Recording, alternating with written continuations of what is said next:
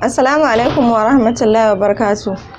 Barkanmu da sake dawowa cikin wannan shiri na Auladu Salihun, wato ya'ya na gari. A cikin wannan littafi na mai suna Nurul Bayan. Idan ba mu manta ba, darasi da ya gabata mun tsaya alhuruful mutashabiha munqan, harfofi masu kama da juna a wurin rubutu, a wurin furuci. To yanzu nan kuma za mu fara haɗa kalmomi kamar ga misali, alifun fatha a, mimun fatha ma, ra'un fatha ra.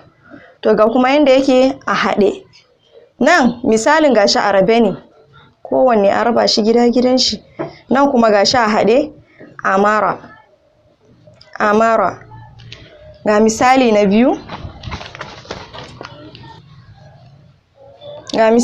biyu, sinun fataha sa, alif fataha a, lamun fataha la, sa'ala. Ga nan ma gashi yanda yake zuwa a haɗe.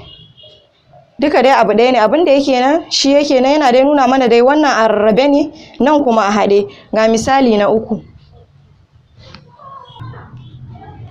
Ga misali na uku, amma kafin in bada misali na uku, ga wani ɗan ƙaramin bayani da za ku ɗan yi la'akari da shi. Da alifun, da wawun, da dalun, da ra'un, da zayun ba sa haɗuwa da juna a gabansu, sai dai a bayansu ne suke haɗuwa. Kamar misalin dai gashi nan, ai ba haɗa shi a tare ba, amma anan saboda wannan yana gaban shi ne, yana bayan shi ne, ba a gaban shi ba. Gashi nan mun haɗa shi, nan ma gashi mun haɗa shi. To bari mu je misali na hudu. Ga misali na hudu, ba'un fataha ba, ba'un fataha ba, shinun fataha sha, batasha.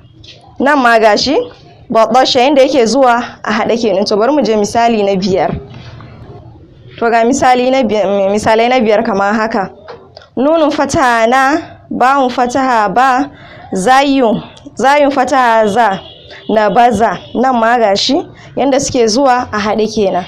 In kun lura, abinda muke nufi a nan shine wayannan wanda suke zuwa a rarrabe, sannan nan kuma yanda kalmomin suke fara zuwa a haɗe, saboda ai mun ce muna fara haɗa kalmomi ne yanda zamu iya rubutawa.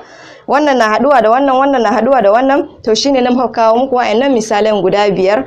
Yanzu sai dai Allah ya kai mu sati na gaba insha Allahu.